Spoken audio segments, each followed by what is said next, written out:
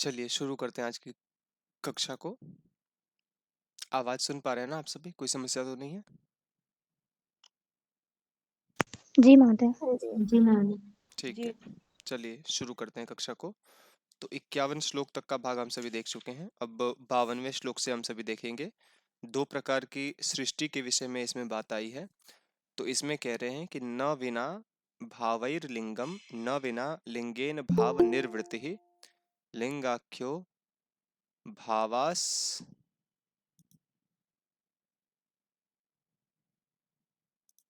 लिंगाख्यो भावाख्या भावाख्यस्तस्माद् द्विविधः प्रवर्तते सर्गः। तो इसमें दो प्रकार की सृष्टि के बारे में बात की गई है। तो सबसे पहले ये बताया गया है कि भावैः विना लिंगम न, अर्थात भाव सृष्टि के बिना लिंग सृष्टि नहीं हो सकती है। ठीक है, तो भाव सृष्टि का मतलब क्या है? जो प्रत्यय सर्ग वाली जो सृष्टि है, ठीक है, जो विपर्य अशक्ति तुष्टि वाली जो सृष्टि है, ये तभी हो सकती है जब लिंग शरीर हो। ठीक है, लिंग शरीर का मतलब ये तन्मात्रों वाली सृष्टि, ठीक है, शब्द स्पर्श रूप रस गंध इत्यादि वाली जो भौतिक सृष्टि होती है। ठीक है, तो लिंग शरीर का मतलब यहाँ पर तन्मात्रों से लेंगे, अर्थात यहाँ पर स्थूल सृष्टि से लेंगे, है ना। ये जो विपर्य है, मिथ्या ज्ञान है, अशक्ति है, तुष्टि है इत्यादि, ये सभी किसी न किसी तो आश्रय में होंगे ना। तो जब भौतिक सृष्टि होती है तभी ये लोग अपना अपना प्रभाव दिखा पाते हैं, नहीं तो फिर क्या होता है, ये लोग शांत पड़े रहते हैं। ठीक है, तो भाव सृष्टि के बिना लिंग सृष्टि नहीं हो सकती है। और कह रहे हैं कि लिंगेन विना न भाव निर्वृत्ति ही, अर्थात लिंग सृष्टि के बिना उसी प्रकार से भाव सृष्टि की भी कल्पना नहीं कर सकते हैं। ठीक है, भाव सृष्टि की भी उत्पत्ति निर्वृत्ति ही अर्थात निष्पत्ति संभव नहीं है। ठीक है, तो भाव के बिना लिंग नहीं हो सकता और लिंग के बिना भाव सृष्टि नहीं हो सकती है। तो इसीलिए लिंगाख्य अर्थात लिंग नाम वाली और भावाख्य भाव नाम वाली दो प्रकार की सृष्टि प्रवृत्त होती है। तो इससे एक सर्ग का निर्माण होता है। ठीक है, तो लिंग नाम वाली और भाव नाम वाली ये दो प्रकार की सृष्टि प्रवृत्त होती है, दो प्रकार की सृष्टि की उत्पत्ति होती है। आगे बढ़ते हैं। आगे इसी प्रकार से एक और सृष्टि के विषय में आगे बता रहे हैं 53वें श्लोक में। तो इसमें कह रहे हैं कि अष्ट विकल्पो, भौतिक सर्ग के विषय में इसमें अच्छे से बता रहे हैं। तो अष्ट विकल्पो दैवस तैर्यक योनश्च पंचधा भवति मानुषकश्चेक विधम समासतः भौतिकः सर्गः। तो भौतिक सर्ग के विषय में इसमें बता रहे हैं। तो बता रहे हैं कि दैवः अर्थात जो इसमें दैव सृष्टि होती है ना, भौतिक सृष्टि के अंदर जो दैव सृष्टि होती है वो अष्ट विकल्प 8 प्रकार की होती है। ठीक है, और इसी प्रकार से इसका दूसरा विभाजन होता है तैर्यक, है ना। तो जो तिर्यक योनि वाली जो सृष्टि होती है, इसमें पशु पक्षियों वाली जो सृष्टि होती है वो पंचधा भवती 5 प्रकार की होती है। और एक मानुषी सृष्टि भी इसमें होती है जो एक विधः एक एक प्रकार की होती है।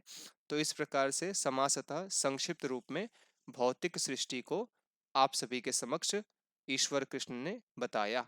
ठीक है, तो भौतिक सर्ग में आप लोग ध्यान रखना, सबसे पहले तो आएंगे देव जो 8 प्रकार की सृष्टि होती है जहां पर। दूसरे नंबर पर आएंगे तिर्यक योनि वाले, है ना, पशु पक्षी जो 5 प्रकार की सृष्टि होती है।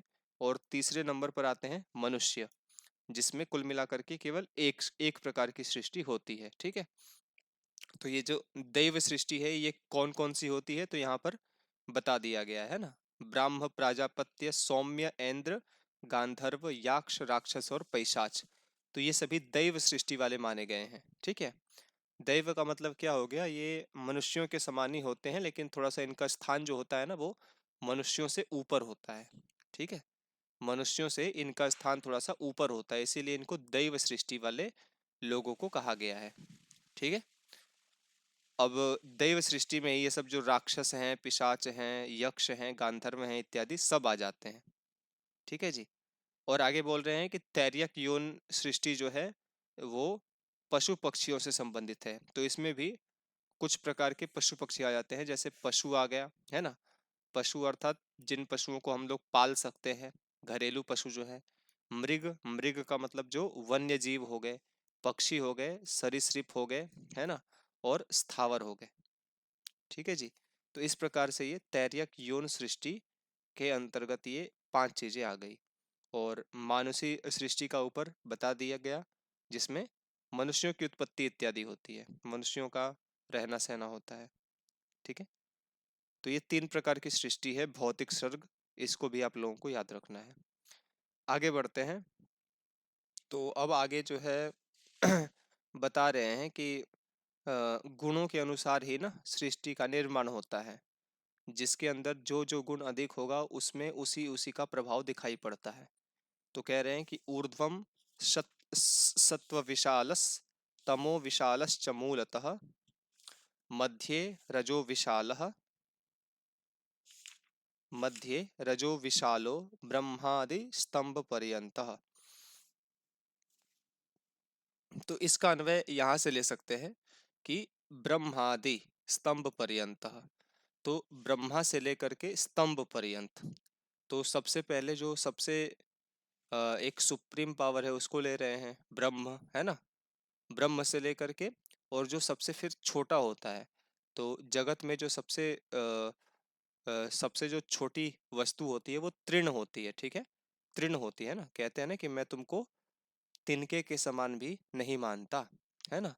तो ब्रह्मा अर्थात सुप्रीम पावर, और एक जो ये है स्तंभ, स्तंभ का मतलब यहाँ पर तृण लेंगे। ठीक है।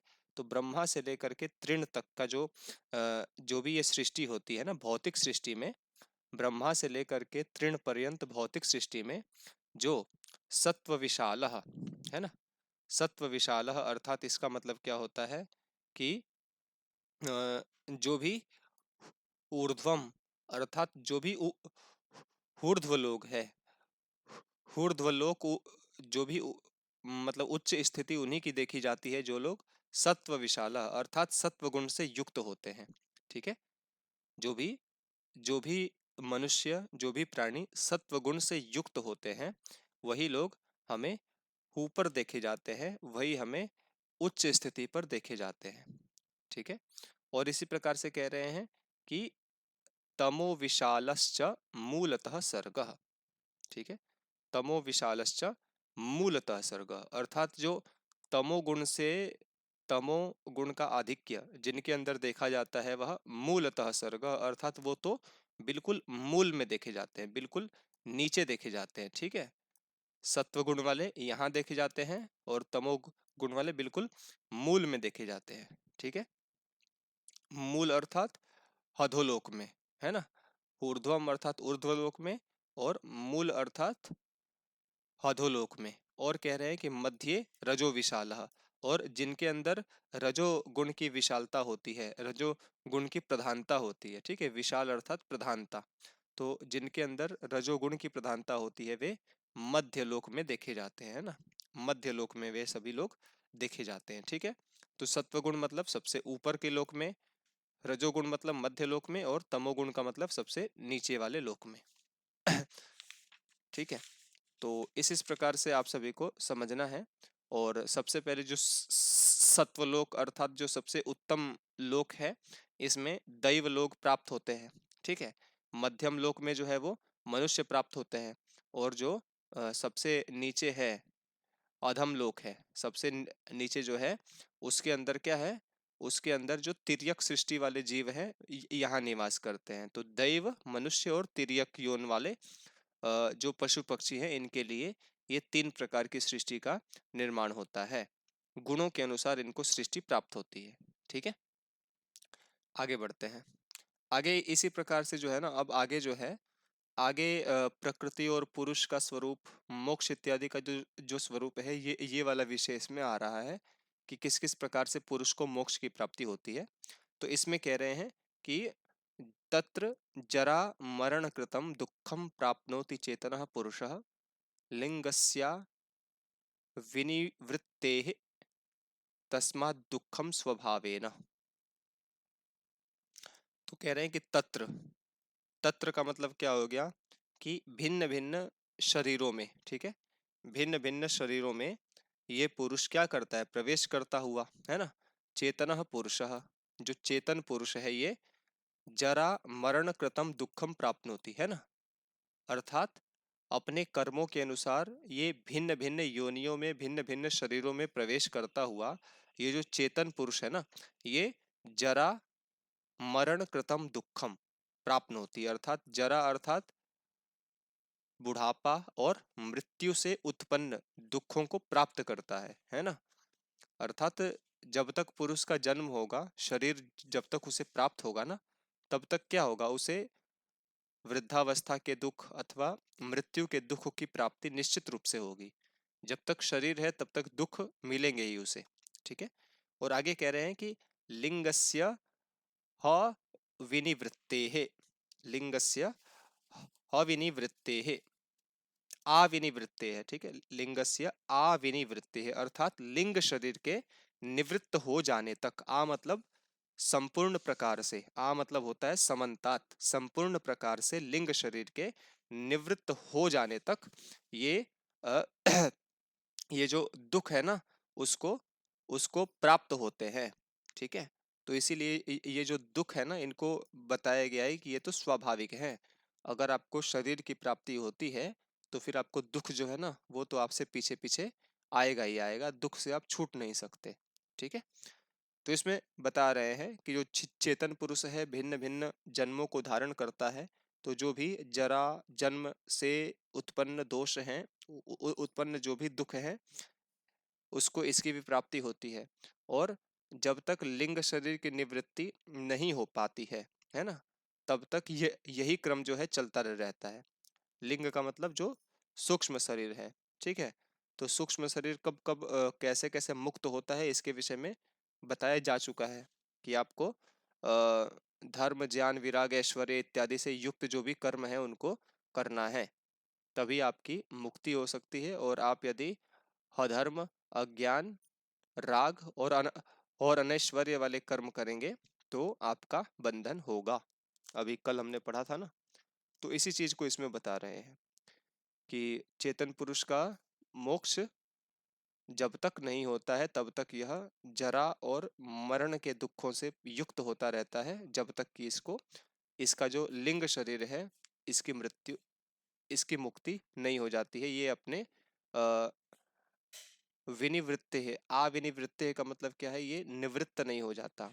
निवृत्त होने का मतलब क्या है, लिंग शरीर जो होता है ना, सूक्ष्म शरीर, तो इसके ऊपर कर्मों का संस्कार होता है।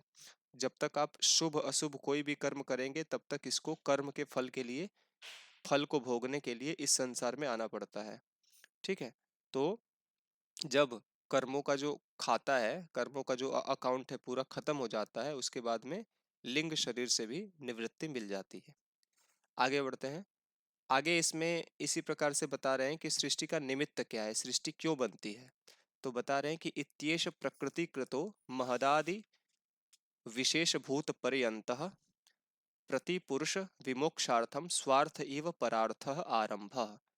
तो कह रहे हैं कि इति अर्थात इस प्रकार से, एष अर्थात यह, प्रकृति कृतः प्रकृति के द्वारा किया गया, प्रकृति के द्वारा बनाया गया जो भी महत से लेकर के महदादि विशेष भूत पर्यंत, महत से लेकर के जो भी विशेष भूत अर्थात स्थूल भूत तक की जो भी सृष्टि की चीजें हैं, ये सब क्यों बनाई गई है। तो कह रहे हैं कि प्रति पुरुष विमोक्षार्थम, अर्थात इस संसार में रहने वाले प्रत्येक पुरुष का मोक्ष हो जाए, इसीलिए ये सभी प्रकृति के द्वारा महत से लेकर के महत, अहंकार, तन मात्राएं, है ना, महाभूत इत्यादि, एकादश एकादश इंद्रियां इत्यादियों का निर्माण हुआ है।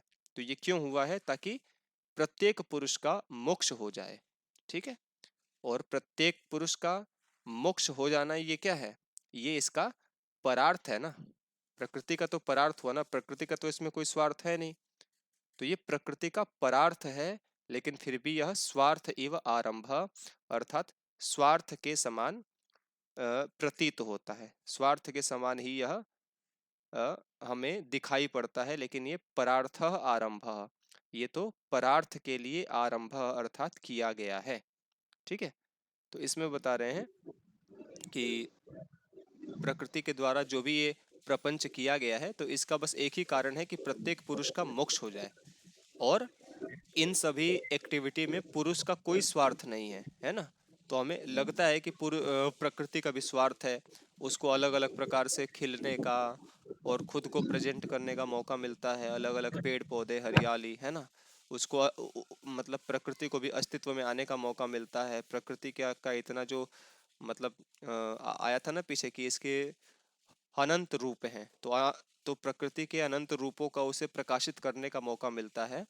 तो हमें ऐसा लगता है कि प्रकृति स्वार्थी है, प्रकृति भी स्वार्थी है। पुरुष का स्वार्थ है तो प्रकृति का भी स्वार्थ है, लेकिन ऐसा नहीं है। अपितु प्रकृति तो बस पुरुष के ही प्रयोजन को सिद्ध करने के लिए इतना सारा प्रपंच ये करती है। ठीक है, समझ में आ रहा है आप सभी को? महादेव जी पर महादेव। आज सोचना। ओहो, एक मिनट।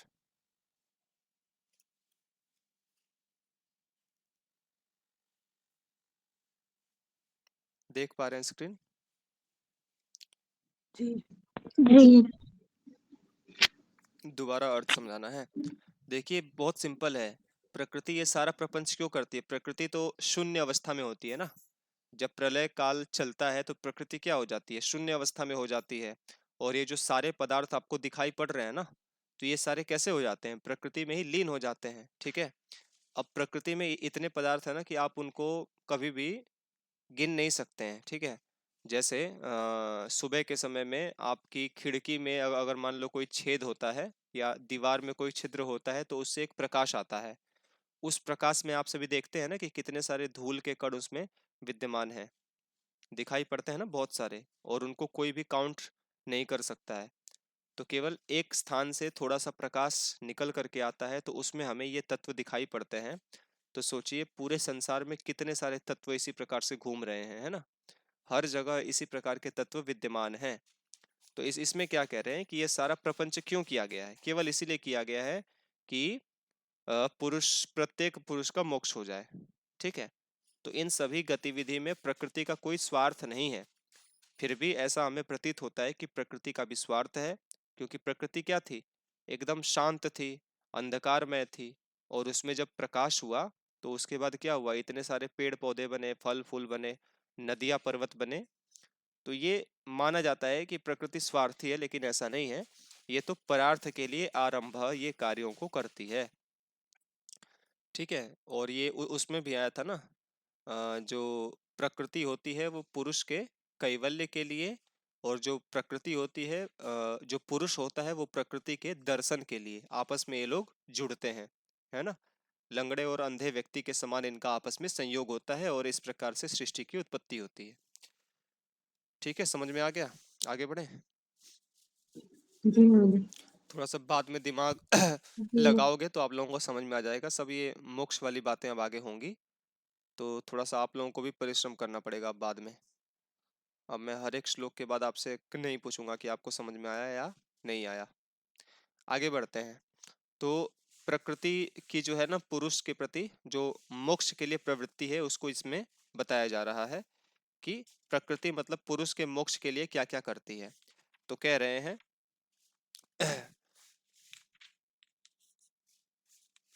एक मिनट। तो तो इसमें कह रहे हैं कि वत्स विवृद्धि निमित्तम क्षीरस्य यथा प्रवृत्ति अज्यस्य पुरुष विमोक्ष निमित्तम तथा प्रवृत्ति प्रधानस्य, है ना। तो एक श्लोक को पहले देखते हैं।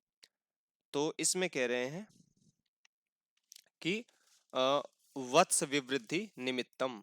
वत्स का मतलब क्या होता है? बछड़े की, है ना। बछड़े की वृद्धि के निमित्त से ही जिस प्रकार से क्षीरस्य अर्थात दुग्ध जो होता है वो गाय में प्रस्फुटित होता है। ठीक है। गाय के अंदर जो दूध है ना वो विद्यमान तो होता है, लेकिन उसका प्रकटीकरण कब होता है? जब उसका बछड़ा हो जाता है। तो बछड़े की वृद्धि के लिए, बछड़े के पालन पोषण के लिए, है ना, बछड़े के विशेष प्रकार से पालन पोषण के निमित्त के कारण से ही उस दुग्ध का प्रस्फुटित होता है, वह दूध जो होता है वो प्रादुर्भूत होता है। ठीक है। ताकि गाय का जो बछड़ा है वो भूखा न मरे, उसको दूध मिल जाए, उसको पोषण मिल जाए। ठीक है जी। इसी प्रकार से यथा प्रवृत्ति अज्यस्य, अज्यस्य अर्थात ये जो जड़ प्रकृति है ना, अज्यस्य अर्थात ये जो जड़ प्रकृति है, जो ये अचेतन प्रकृति है, ये भी क्या करती है, पुरुष विमोक्षण निमित्तम, अर्थात पुरुष का भी जो है ना मोक्ष, पुरुष के मोक्ष के निमित्त को देखते हुए ये जो जड़ प्रकृति है, अचेतन प्रकृति है, ये भी प्रवृत्ति ही अर्थात अपनी प्रवृत्ति को करती है। प्रधानस्य प्रवृत्ति अर्थात हज्यस्य प्रधानस्य प्रवृत्ति ही भवति, जो अचेतन प्रधान तत्व है, मूल प्रकृति है, ये भी क्या होती है, चेतन के समान हमें दिखाई पड़ती है, इतने सारे प्रपंचों को ये तैयार करती है। ठीक है, क्योंकि प्रकृति के विषय में तो ऐसा बताया गया है ना कि प्रकृति को ऐसा बताया गया है जो अचेतन है, इसमें कोई भी चेतनता नहीं होती, ये कुछ भी करती नहीं है। ठीक है, प्रकृति एकदम शांत बनी रहती है, लेकिन जब इसके ऊपर पुरुष का प्रकाश पड़ता है तो ये क्या होती है, ये फिर क्रियान्वित हो जाती है, ये अपने आप की साज सज्जा करने लग जाती है, विविध पदार्थों का निर्माण करने लग जाती है। ठीक है, तो इसी प्रकार से बता रहे हैं कि ये जो प्रकृति है ये अचेतन है। ठीक है, तो ये जो अचेतन मूल प्रकृति है ना, अचेतन जो मूल प्रकृति है, तो ये क्या होती है, ये पुरुष के मोक्ष के निमित्त के कारण से ये प्रवृत्ति करती है, ये सारा जो ब्रह्मांड है इसको रचती है। ठीक है, और ये उसी प्रकार से करती है जिस प्रकार से गाय के अंदर जो होता है, गाय के थनों में दूध विद्यमान होता है, लेकिन वह तभी प्रस्फुटित होता है जब उसका बछड़ा उत्पन्न हो जाता है, तभी उसके वह अपने बछड़े की वृद्धि के लिए, उसकी विशेष प्रकार से पालन पोषण के निमित्त के लिए, प्रयोजन के कारण से ही उसको दूध पिलाती है। इसी प्रकार से प्रकृति भी जो होती है शांत होती है, लेकिन जब पुरुष का प्रकाश होता है तो अपने स्वरूप को वह प्रकाशित करती है, ताकि पुरुष के खाने पीने के लिए, रहने के लिए सब कुछ हो जाए और वह मोक्ष की प्राप्ति कर ले। ठीक है, तो यही क्या है, प्रकृति की मतलब प्रकृति सहायता कर रही है। ठीक है, प्रकृति जो है वो पुरुष की सहायता करती है, इसमें ये बता रहे हैं। आगे बता रहे हैं कि औत्सुक्य विनिवृत्त्यर्थम यथा क्रियासु प्रवर्तते लोकः पुरुष विमोक्षार्थम प्रवर्तते तद्वत् अव्यक्तम। तो क्या कह रहे हैं कि यथा अर्थात जिस प्रकार से, है ना, जिस प्रकार से औत्सुक्य विनिवृत्त्यर्थम अर्थात उत्सुकता, है ना, अपने औत्सुक्य अर्थात उत्सुकता की विनिवृत्त्यर्थम, है ना, मतलब विशेष प्रकार से निवृत्ति के लिए, उत्सुकता की विशेष प्रकार से शांति के लिए, है ना, क्या होता है, क्रियासु अर्थात क्रियाओं में, लोकः अर्थात संसार के अंदर वह प्रवृत्त होता है। ठीक है, जैसे आप सभी देखते हैं ना, एक छोटा सा बालक को अगर आप आपके साथ कहीं भी जाता है घूमने फिरने या किसी किसी भी अलग स्थान पर, तो आपसे वो खूब सारे क्वेश्चन पूछता है कि ये कैसे हुआ, वो कैसे हुआ, ऐसा क्यों हुआ, वैसा क्यों हुआ, इसका मतलब क्या है, उसका मतलब क्या है, बहुत सारे वो क्वेश्चन पूछता है। ठीक है, तो इसी प्रकार से कह रहे हैं कि ये जो पुरुष है ना, ये भी जब संसार में होता है तो इसके अंदर भी काफी सारी उत्सुकता होती है कि संसार कैसे बना, प्रकृति पहले कैसे थी, मोक्ष मोक्ष कैसा होता है, ईश्वर कैसा होता है, धर्म का शुद्ध स्वरूप कैसा होता है। तो इस प्रकार की उत्सुकता होती है, तो उस उ, उ, मतलब वो उत्सुकता के लिए, निवारण के लिए क्या होता है, यह संसार में क्रियाओं को करता है। क्योंकि गीता में श्री कृष्ण जी भी कहते हैं ना कि आपका इस संसार में जन्म हुआ है तो आप कभी भी निष्क्रिय नहीं रह सकते, आपको हमेशा कुछ न कुछ आपको कर्म करना पड़ेगा। आप करना चाहो या ना करना चाहो, लेकिन फिर भी आपको कर्म करना पड़ेगा। आप कर्म नहीं कराओगे तो प्रकृति आपसे स्वतः ही अपना कर्म करा लेती है। ठीक है जी, तो इसी प्रकार से ये जो लोक है ना संसार में, पुरुष जब आता है तो अपनी काफी सारी उत्सुकताओं के निवारण के लिए, उत्सुकताओं की निवृत्ति के लिए ही ये संसार में क्रियाओं को करता है, क्रियाओं में प्रवृत्त होता है। तो ये क्या होता है, पुरुषस्य विमोक्षणार्थम, अर्थात इसी प्रकार से तद्वत अर्थात उसी प्रकार से जैसे पुरुष कुछ न कुछ गतिविधि करता है, एक्टिविटी करता है, इसी प्रकार से तद्वत उसी प्रकार से अव्यक्तम अर्थात जो मूल प्रकृति है ना, ये पुरुष के मोक्ष के लिए ही क्या करती है, प्रवृत्त होती है। ये जो भी आपको ये पूरा ब्रह्मांड दिखाई पड़ रहा है ना, तो ये सभी क्यों बना है, क्योंकि ताकि ये पुरुष का मोक्ष हो जाए, है ना। पुरुष के मोक्ष के लिए ही प्रकृति ने भी मतलब इतनी सारी व्यवस्था की आपके रहने के लिए, खाने के लिए, पीने के लिए, है ना, अच्छा वातावरण, पेड़ पौधे, हरियाली, और जो भी आपको मतलब इस संसार में प्राप्त हो रहा है, तो ये क्या करती है, प्रकृति आपके लिए व्यवस्था करती है। प्रकृति भी क्या करती है, जैसे पुरुष के अंदर काफी सारी उत्सुकता होती है, तो अपनी उत्सुकता को शांत करने के लिए वो कोई ना कोई क्रिया को करता है कि ये कैसे बना, वो कैसे बना, इत्यादि, है ना।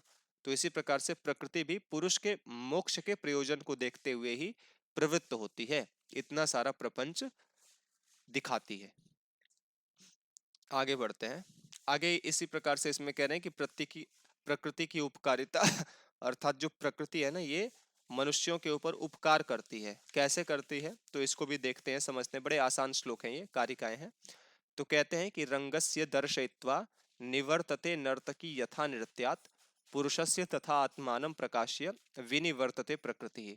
तो कहते हैं कि यथा जिस प्रकार से नृत्यात् रंगस्य अर्थात जहां भी रंगमंच हो रहा हो, तो रंगमंच की जो नर्तकी होती है ना, जो भी नृत्य करने वाली जो नर्तकी होती है, वह एक मिनट, इसको यहां से लेंगे। यथा जिस प्रकार से नर्तकी नृत्य करने वाली नर्तकी होती है, रंगस्य दर्शयित्वा अर्थात अपने रंग को दिखा करके, अपनी जो भी उसकी क्रिया थी, उसका जो नृत्य था, उसको दिखाने के बाद नृत्यात् निवर्तते अर्थात वह नृत्य से निवृत्त हो जाती है। ठीक है।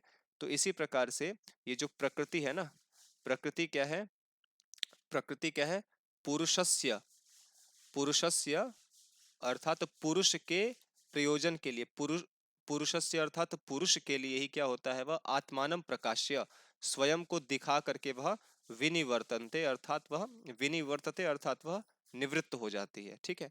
तो जैसे आप लोगों ने देखा होगा, स्टेज पर जब भी कोई कार्यक्रम होता है ना, तो एक नृत्य करने वाली जो होती है, जब उसका प्रोग्राम शुरू होता है, तब से लेकर के वह क्या करती है, वह डांस करना स्टार्ट करती है, और जब उसका डांस समाप्त होने वाला होता है ना, तो वह डांस करते करते करते ही उस स्टेज को छोड़ करके चली जाती है। ठीक है जी। तो इसी प्रकार से ये जो प्रकृति है ना, ये भी क्या करती है, ये भी पुरुष के सामने, है ना, ये भी पुरुषस्य अर्थात पुरुष के समक्ष ये क्या करती है, आत्मानं प्रकाश्य स्वयं को प्रकाशित करती है। और फिर जब पुरुष का प्रयोजन सिद्ध हो जाता है, पुरुष को जब मोक्ष मिल जाता है, तब ये भी क्या हो जाती है, निवर्तते अर्थात ये भी चली जाती है। ये भी मतलब जैसी अवस्था में पहले थी, प्रलय की अवस्था में शांत निष्क्रिय, उसी अवस्था में पहुंच जाती है। ठीक है। तो इसमें एक उपमा से इसको समझाया इन्होंने। आगे बढ़ते हैं। आगे भी एक श्लोक के माध्यम से कह रहे हैं कि प्रकृति किस प्रकार से पुरुष के ऊपर उपकार करती है। तो कह रहे हैं कि नाना विधई रूपायैहि रूपकारिण्य रूपकारिणी अनुपकारिणः पुंसः गुणवती अगुणस्य सतः तस्यार्थम अपार्थकम चरति। तो इसमें भी जो है ये प्रकृति और पुरुष के कुछ गुणों की बात की गई है, और मुख्य रूप से इस कारिका में क्या बताया गया है कि प्रकृति क्या है, पुरुष के ऊपर कैसे कैसे उपकार करती है। ठीक है। तो बता रहे हैं कि किस प्रकार से उपकार करती है। तो ये जो सबसे पहले प्रकृति की विशेषता को आप देखिएगा इसमें, तो प्रकृति की एक विशेषता बता रहे उपकारिणी, है ना। प्रकृति की विशेषता बता रहे उपकारिणी अर्थात प्रकृति क्या है, उपकार करने वाली है। उपकार करने वाली भी कैसी है, उपकार करने वाली भी ये है नाना विधि अर्थात नाना विधि उपाय ही उपकारिणी, है ना, अर्थात अनेक प्रकार के उपायों से प्रकृति क्या करती है, पुरुष का उपकार करती है।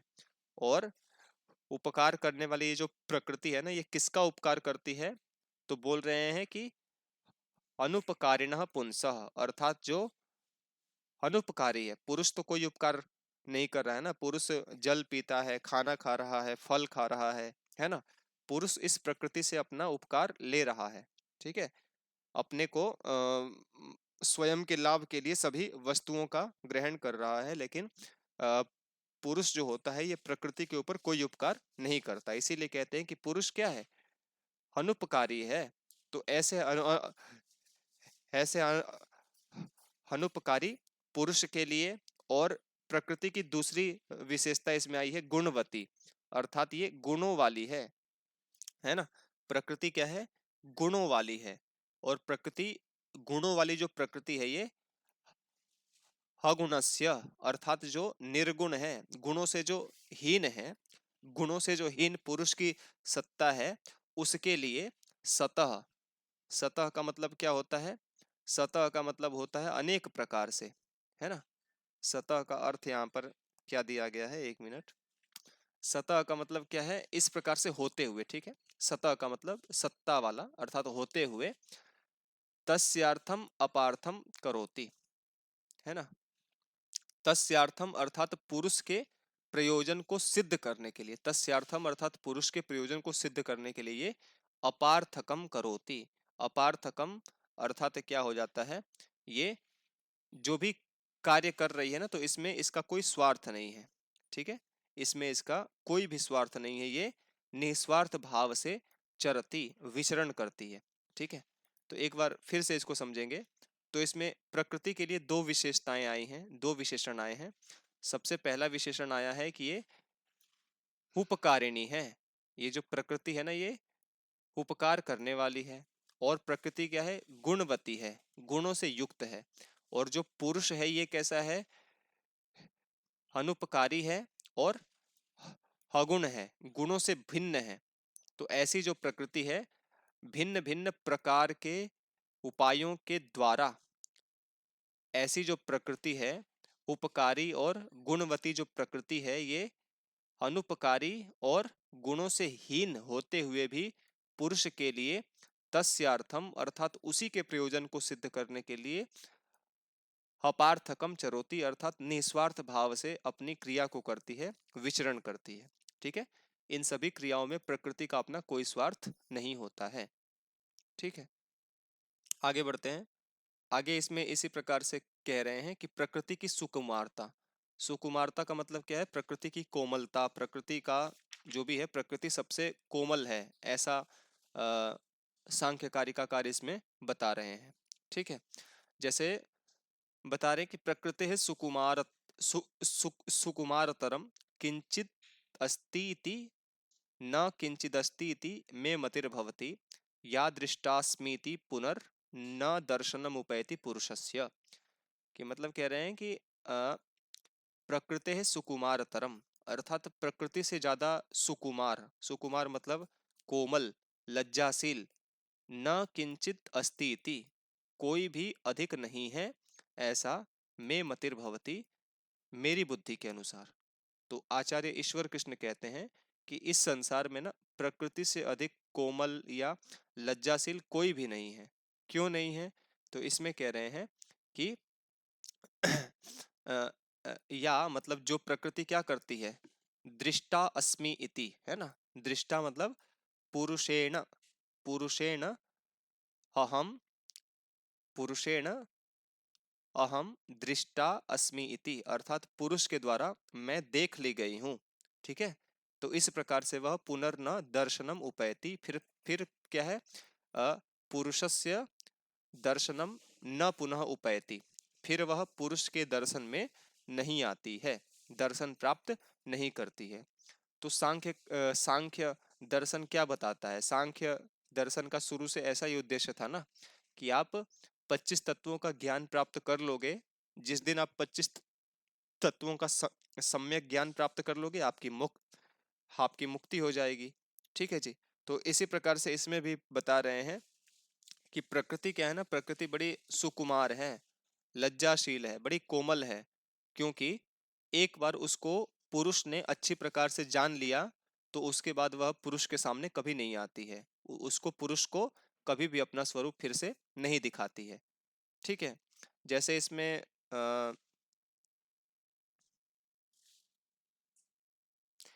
इसमें कुल वधु की उपमा दे करके भी इसको समझाते हैं लोग, कि जैसे कुल वधु जो होती है ना, तो वो क्या होती है, लज्जाशील होती है, कोमल होती है, और ये किसी भी पर पुरुष के दर्शन से बचती है ना, पर पुरुष के दर्शन में नहीं आती है ये। ठीक है, तो इसी प्रकार से इसमें भी कह रहे हैं कि ये जो मूल प्रकृति है, जब पुरुष ने इसको अच्छी प्रकार से जान लिया और ये समझ गई कि मैं पुरुष के द्वारा अब अच्छी प्रकार से जान ली गई हूं, तो उसके बाद क्या है, अब वो समझ जाती है कि अब ये जो पुरुष है ना, ये मोक्ष की प्राप्ति करने के लिए आगे बढ़ेगा, तो इसीलिए ये पुरुष के दर्शन में फिर दोबारा नहीं आती है। अब इसके आगे देखते हैं, तो आगे इसमें कह रहे हैं कि प्रकृति का बंधन, मुक्ति और संसरण। तो कहते हैं कि तस्मान न बध्यते अद्धा न मुच्यते नापि संसरति कश्चित संसरति बुध्यते मुच्यते बध्यते मुच्यते च नानाश्रया प्रकृति।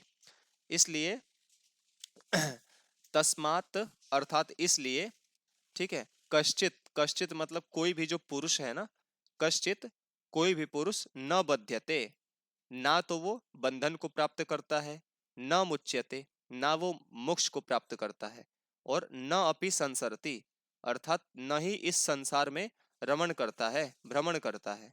ठीक है, और कौन इस संसार में रहता है, कौन बंधन को प्राप्त करता है और कौन मोक्ष को प्राप्त करता है, ये नानाश्रया प्रकृति अर्थात नाना प्रकार के आश्रयों को जो ग्रहण की हुई प्रकृति है, विशेषतः यही बंधन को प्राप्त होती है, यही इस संसार में घूमती है, और इसी की मुक्ति होती है।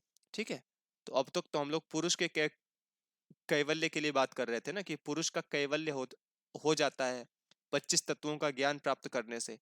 तो इस बात को भी समझेंगे, इसमें प्रकृति के कैवल्य की बात कर रहे हैं कि पुरुष को मोक्ष वगैरह कुछ नहीं चाहिए।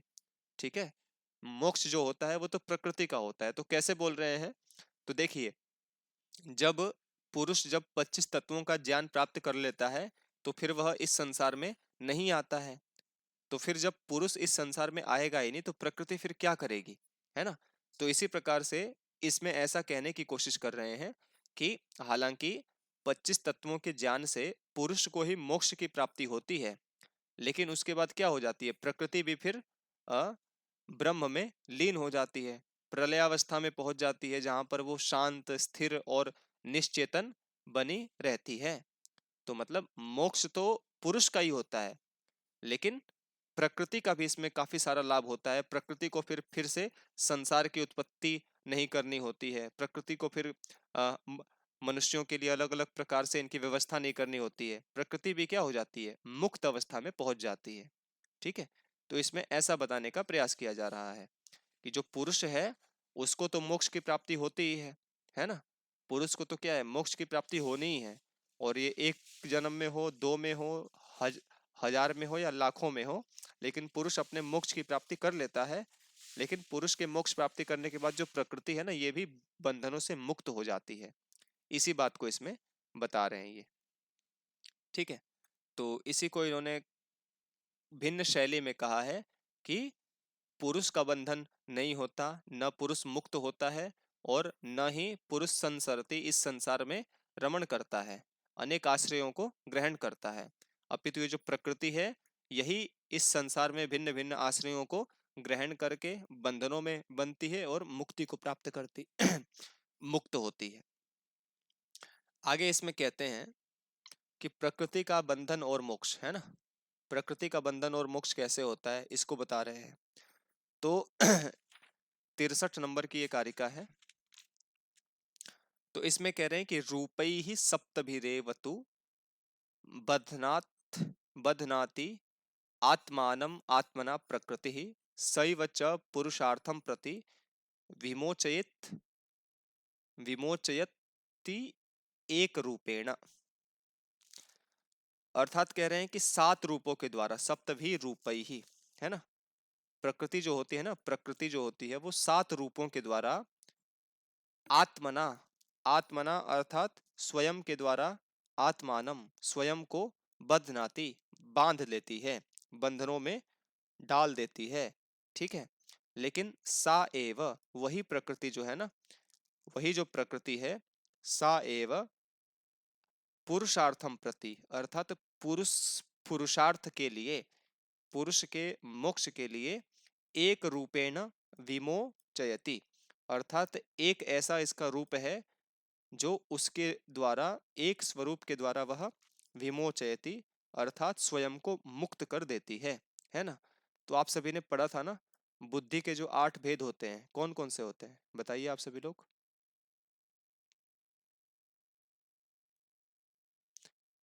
बुद्धि का आया था ना सात्विक राजसिक रूप, कौन कौन से होते हैं ये।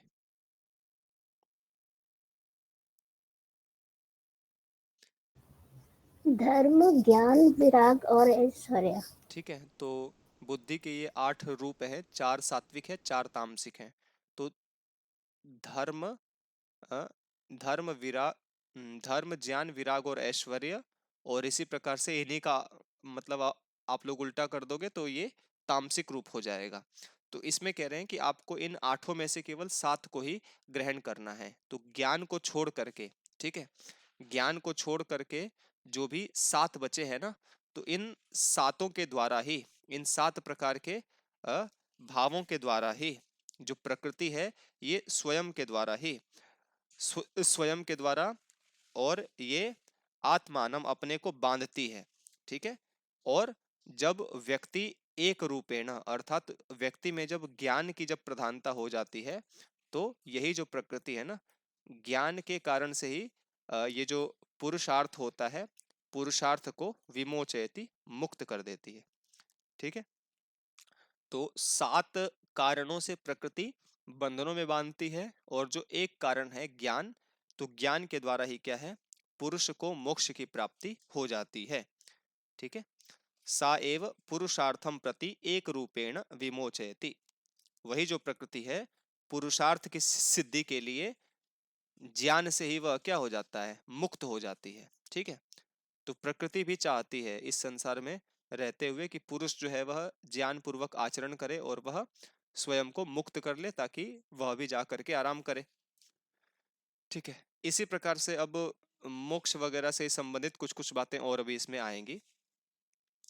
तो कह रहे हैं कि एवं तत्व तत्वाभ्यास्यात् नास्मि न मे नाहमित्य परिशेषम अविपर्यात् विशुद्धम केवलम उत्पद्यते ज्ञानम।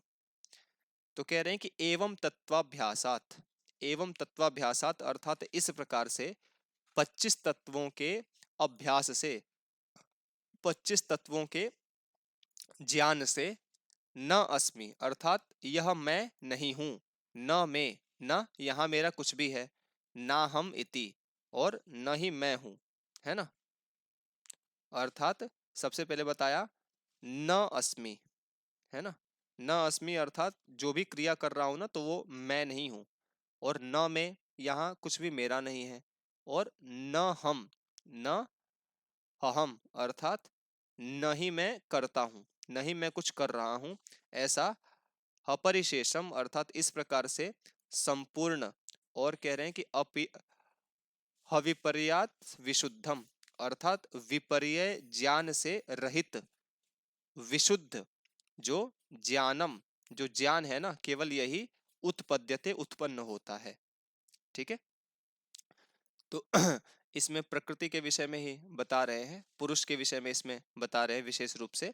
तो पुरुष को जब 25 तत्वों का ज्ञान प्राप्त हो जाता है ना, तो वो समझ जाता है कि न अस्मि अर्थात इस संसार में जो कुछ भी हो रहा है ना, तो ये मैं नहीं कर रहा हूं, करने वाला मैं नहीं हूं, और न मैं, इस संसार में मेरा कुछ भी नहीं है, मैं कितनी भी बड़ी संपत्ति को एकत्रित कर लूं, लेकिन ये मेरे किसी भी काम में नहीं आने वाली है, और न हम अर्थात मैं करता नहीं हूं, करता तो ये गुण है। तो इस प्रकार से अपरिशेषम अर्थात संपूर्ण, विशुद्धम अर्थात विशुद्ध ज्ञान को, विपर्य अर्थात मिथ्या ज्ञान से रहित, अविपर्यात है ना, तो मिथ्या ज्ञान से रहित विशुद्ध ज्ञान को, केवलम अर्थात केवल विशुद्ध ज्ञान ही उत्पद्यते, उत्पन्न होता है, ठीक है। तो जब व्यक्ति को 25 तत्वों का ज्ञान प्राप्त हो जाता है, तो उसके अंदर इस प्रकार के भावों का उदय होता है, और उसको मिथ्या ज्ञान से रहित केवल विशुद्ध ज्ञान की ही उत्पत्ति होती है, उसका मिथ्या ज्ञान पूरा नष्ट हो जाता है।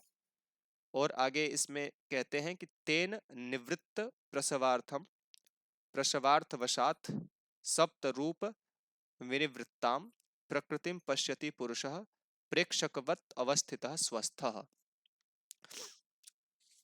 तो इसमें भी इसी प्रकार से कह रहे हैं कि तेन निवृत्त प्रसवार्थम प्रसवार्थवशात् तो कह रहे हैं कि तेन अवस्थितः, है ना, तेन अवस्थितः, यहां से इसका अन्वय करेंगे। तेन अवस्थितः, तेन मतलब उसी विशुद्ध ज्ञान से जिसको अवस्थितः, जिसको जान लिया गया है। तेन अवस्थितः अर्थात उसी विशिष्ट ज्ञान से जिसको जान लिया गया है, उसी विशिष्ट ज्ञान में जो स्थित है, ऐसा जो पुरुष है जो स्वस्थ है, जो स्वयं में स्थित है, ठीक है, उस विशिष्ट ज्ञान से जिसने सब कुछ जान लिया है और जो अवस्थित अर्थात स्थित हो गया है, स्वस्थ अवस्थित, स्वयं में जो स्थित हो चुका है, तो फिर यह क्या करता है, ये जो पुरुष है ना, ये जो पुरुष है ये क्या करता है, तो पुरुष कहते हैं कि अर्थवशात, है ना, अर्थवशात का मतलब क्या हो गया कि जो भी इसका प्रयोजन है, तो प्रयोजन से, प्रयोजन के कारण से ही वह क्या करता है, प्रयोजन के कारण से वह निवृत्त प्रसवाम, निवृत्त प्रसवाम अर्थात क्या होता है कि जो भी इसके सप्तरूप विनिवृत्ताम, एक मिनट,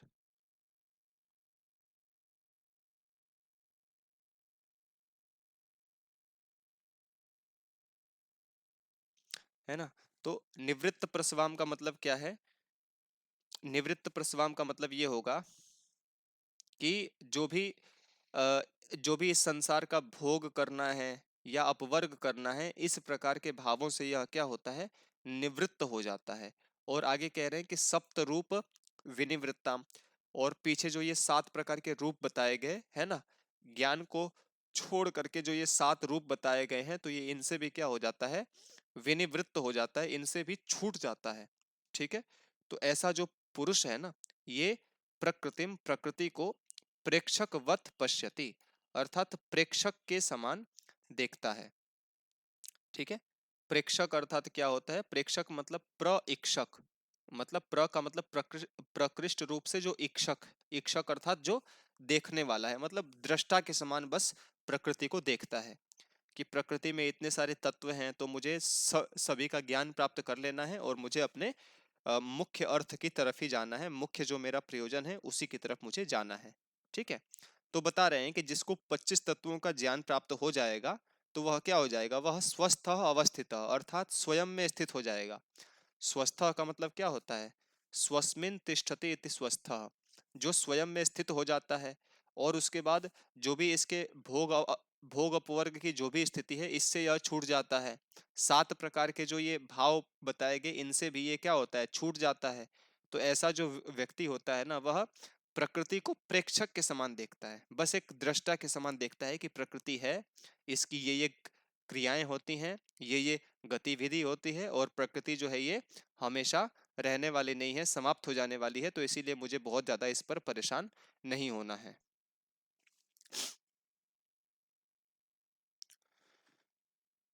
ठीक है जी।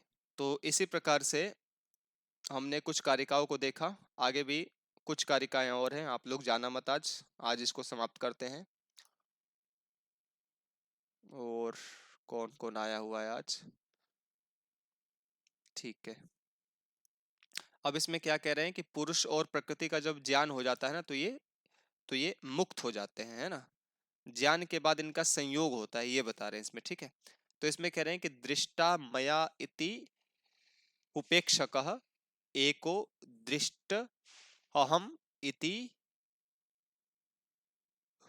हुपरम उपरमति अन्या, है ना। और आगे कह रहे हैं कि सति संयोगे अपि तयोः प्रयोजनम नास्ति सर्गस्य। तो ये 66 नंबर का श्लोक है। इसमें कह रहे हैं कि एकह अर्थात एक जो पुरुष होता है ना, ये क्या सोचता है, एक मिनट, एक अर्थात एक पुरुष ने मुझे क्या किया, मया दृष्टा दृष्टा। एक मिनट।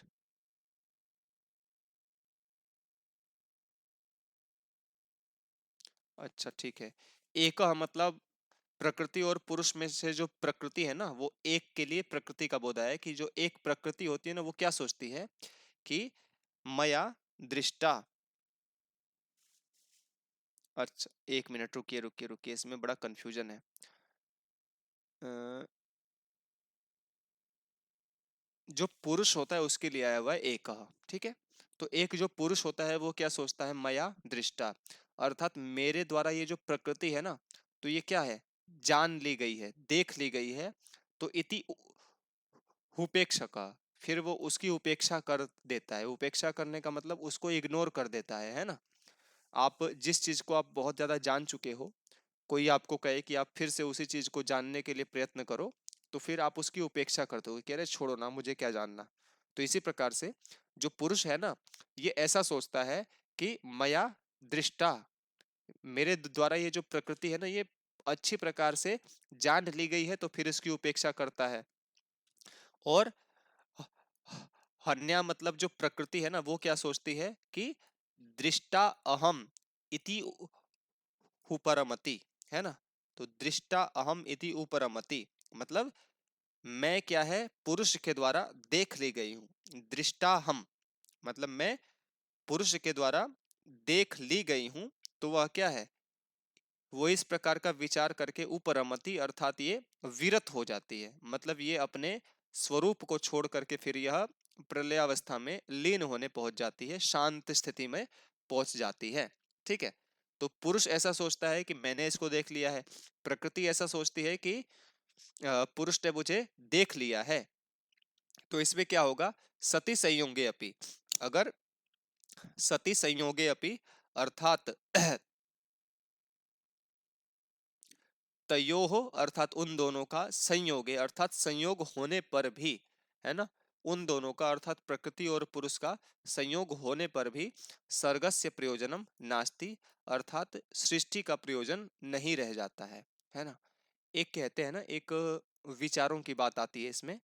विचारों की बात क्या आती है, अगर व्यक्ति के अंदर समझ होता है ना, तो जब समझ जब विकसित हो जाती है, तो व्यक्ति को कोई भी विषय परेशान नहीं करते हैं।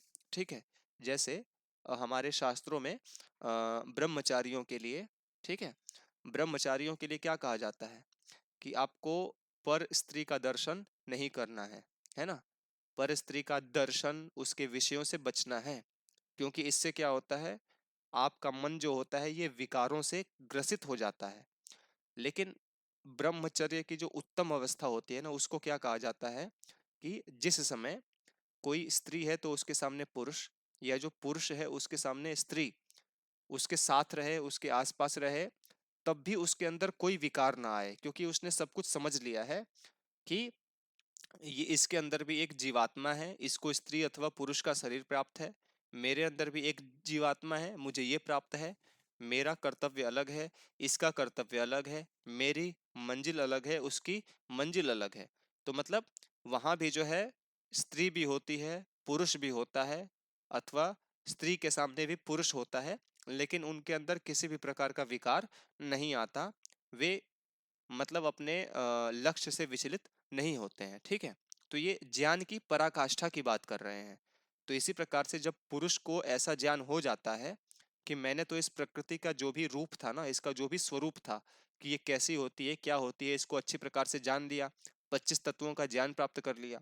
और जो प्रकृति है ये भी सोचती है कि अरे मैं तो इस पुरुष के द्वारा जान ली गई, है ना। तो अब मुझे क्या करना है, मुझे अब चले जाना चाहिए, है ना। मंच पर जो नर्तकी होती है, अपना डांस करने के बाद क्या मंच पर ही स्थिर रहती है? नहीं रहती है।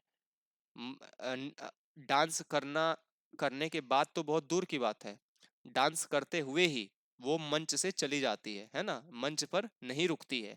तो इसी प्रकार से प्रकृति को जब आपने देख लिया, तो प्रकृति भी अपना आगे की यात्रा में निकल जाती है। तो इसी प्रकार से कह रहे हैं कि इनका संयोग होने पर भी, मतलब प्रकृति भी है, पुरुष भी है, लेकिन फिर भी इनकी सृष्टि नहीं होती है, क्योंकि दोनों को अपना ज्ञान प्राप्ति हो चुकी है और ये दोनों अब कैवल्य की तरफ आगे बढ़ जाएंगे, पुरुष कैवल्य की तरफ, और जो प्रकृति है ये ब्रह्म में लीन होने पहुंच जाती है। ठीक है, और इसी प्रकार से ये जो दो श्लोक हैं ये बड़े इंपॉर्टेंट है। इसमें भी कैवल्य की बात की गई है।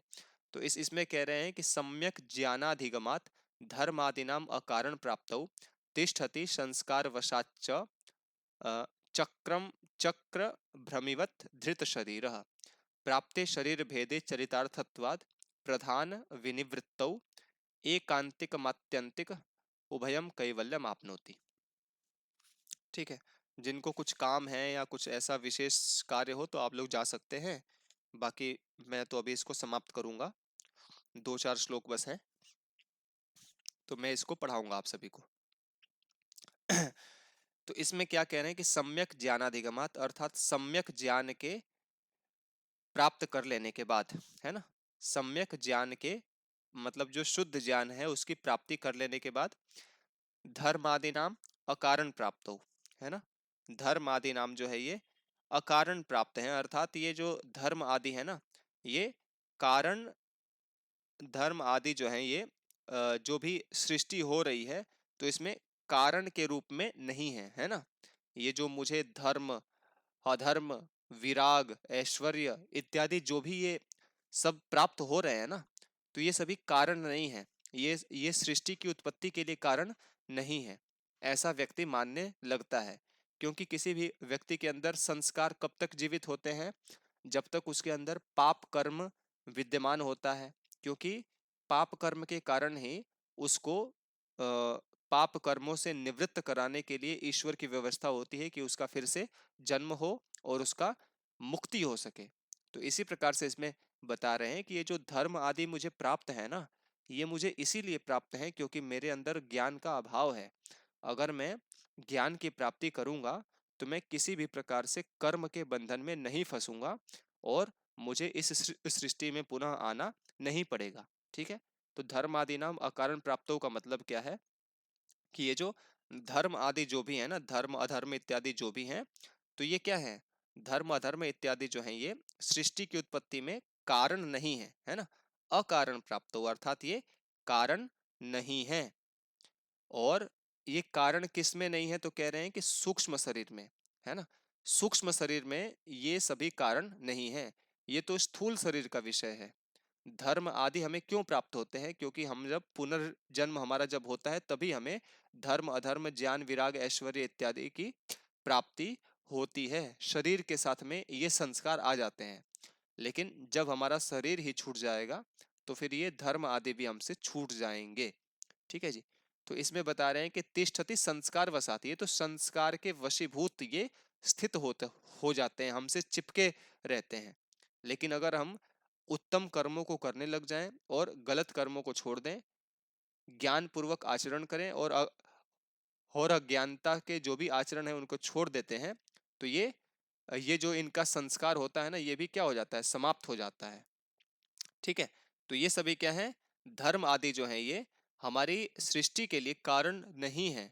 ठीक है, ये तो बस संस्कार के वशीभूत बस चले आ रहे हैं। तो किस प्रकार से चले आ रहे हैं, तो ये कह रहे हैं कि चक्र भ्रमिवत धृत संस्कार, जैसे देखते हैं ना कि कुम्हार जो होता है, जो चाक होता है उसको घुमाता रहता है, बहुत ज्यादा घुमाता रहता है, लेकिन एक बार उसको छोड़ता है वो, तो उसके बाद भी वो चक्र जो होता है घूमता रहता है, घूमता घूमता घूमता घूमता फिर इसी में से वो कई सारे दीपक का निर्माण कर देता है ना।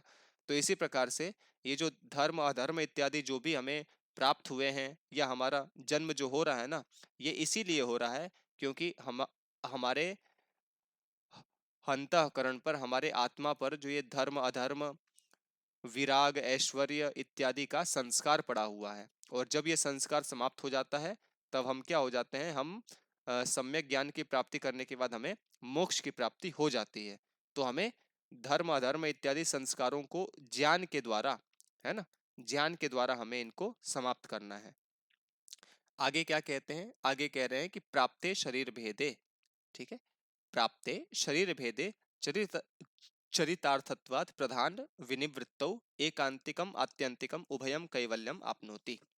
तो कह रहे हैं कि चरितार्थ चरितर्थत्वात्, चरितर्थत चरितर्थत्वात्, अर्थात जो भी इस सांख्य कारिका में जो भी बातें कही गई ना, तो इनको चरितार्थ करने से, है ना, आपको इन पर आचरण करना है, आपको इनको आचरण ले करके आना है। तो फिर क्या होगा, आप प्रधान विनिवृत्तो, है ना। तो एक मिनट,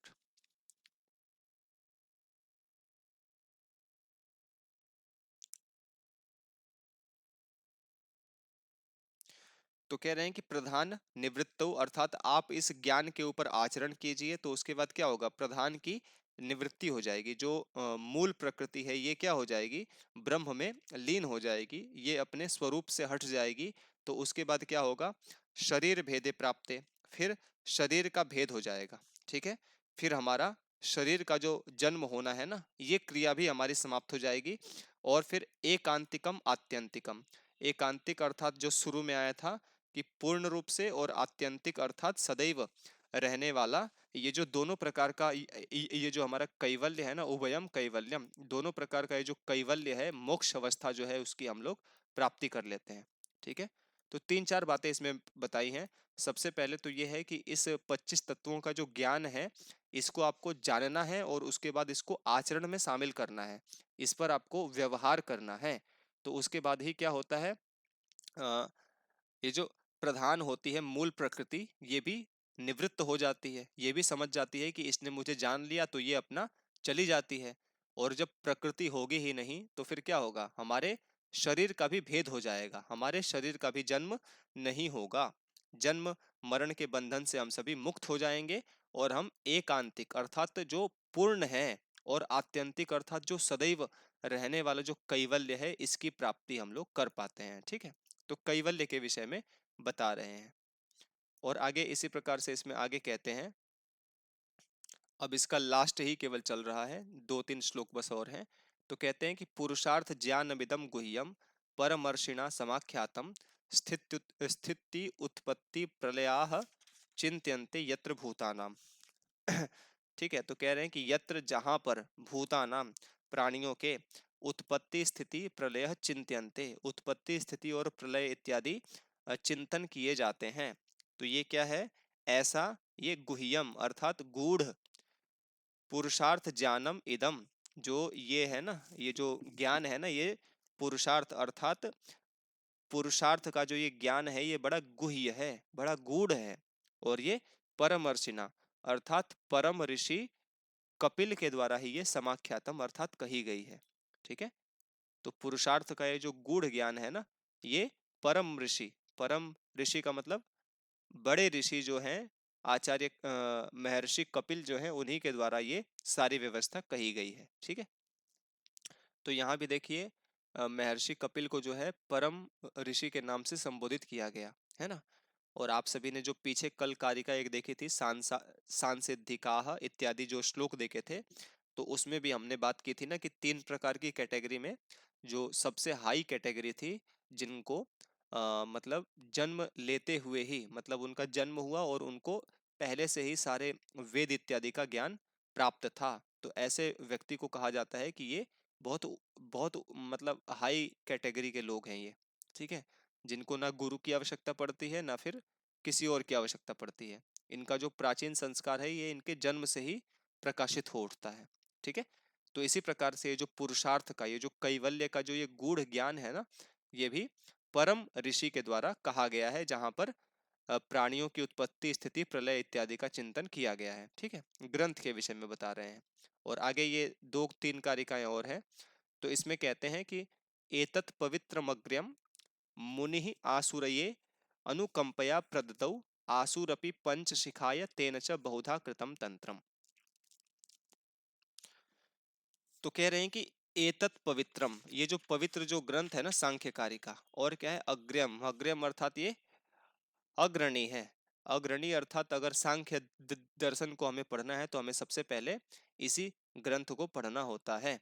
तो ये जो ग्रंथ है, ये मुनि ही अर्थात कपिल मुनि ने सबसे पहले आसुरये अर्थात आसुरी को हनुकंपया प्रददौ अर्थात अपनी अनुकंपा से, अपनी कृपा से सबसे पहले कपिल मुनि ने आसुरी को दिया।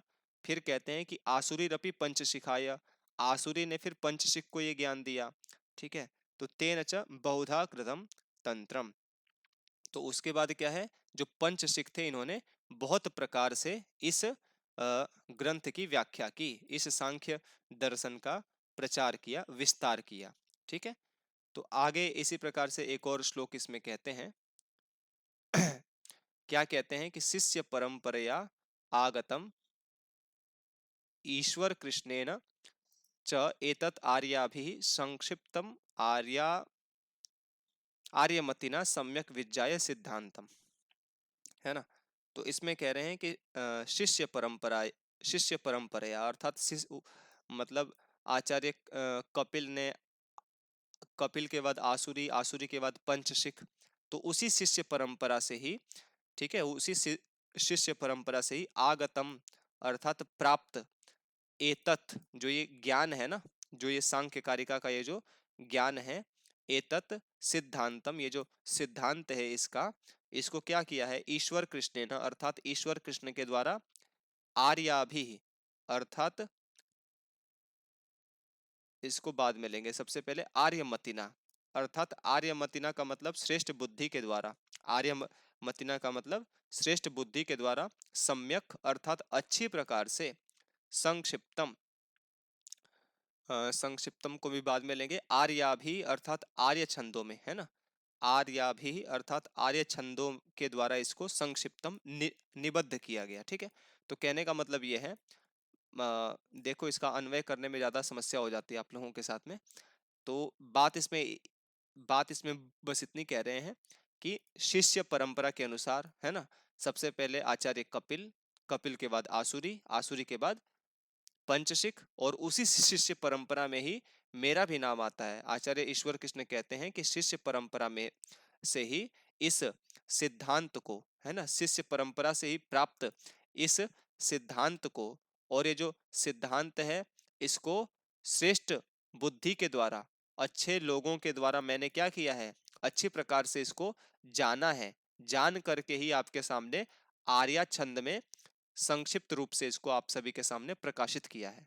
ठीक है, अब आगे कह रहे हैं कि ये संक्षिप्त सांख्य दर्शन का सार मात्र है, ये हमें कैसे पता चलेगा, तो इसमें कह रहे हैं कि सप्तत्याम किल ये अर्थाः तेर्थाः कृत्स्नस्य षष्ठी तंत्रस्य आख्यायिका विरहिताः परस्वाद विवर्जिता परवाद विवर्जिताः विवर्जिताश्चापि। तो इसमें एक अंतिम श्लोक इसमें कह रहे हैं, 72 नंबर का है ना, तो इसमें कह रहे हैं कि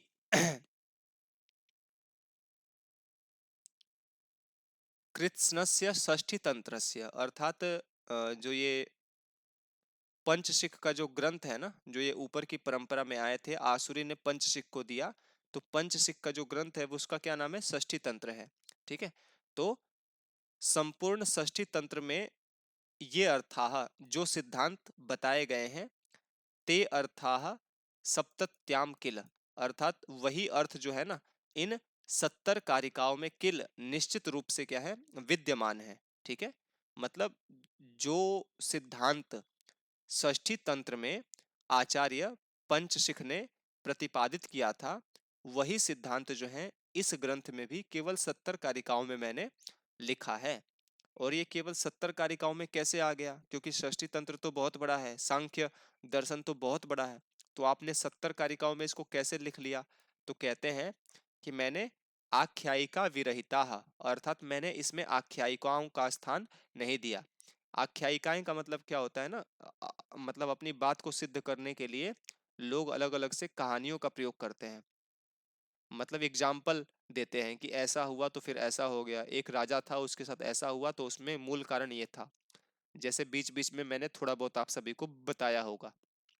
तो इसी प्रकार से इसमें भी कह रहे हैं कि मैंने इसमें आख्यायिकाओं को स्थान नहीं दिया, और मैंने परवाद विवर्जिता च अर्थात मैंने दूसरों के सिद्धांत भी नहीं कहे हैं। ठीक है, कई बार क्या होता है ना, दर्शन जो होते हैं ये दूसरों के सिद्धांत को रखते हैं, फिर उसका खंडन करके अपने सिद्धांत की स्थापना करते हैं, तो मैंने इसमें आख्यायिकाओं को नहीं रखा और मैंने दूसरों के सिद्धांतों को नहीं रखा, इसीलिए इसमें इतनी कम कारिकाओं में ये पूरा जो ग्रंथ है ये पूरा कंप्लीट हो गया। ठीक है जी। तो आशा करता हूं कि आप सभी को समझ में आया होगा। नहीं समझ में आया होगा, अगर कोई श्लोक समझ में न आए तो आप सभी को सबसे पहले स्वयं से उस पर थोड़ा सा विचार विमर्श करना है। और अब परीक्षाएं हमारी आ चुकी हैं, अब आलस्य की घड़ी समाप्त हो चुकी है। और आप जो ये 4-5 लोग हैं, मैं आप सभी से उम्मीद करता हूं कि आप रेगुलर बने रहेंगे, क्योंकि और लोग तो लापरवाही करते हैं। संस्कृत के बच्चे बड़े महान होते हैं ना, ये बड़े लापरवाह होते हैं।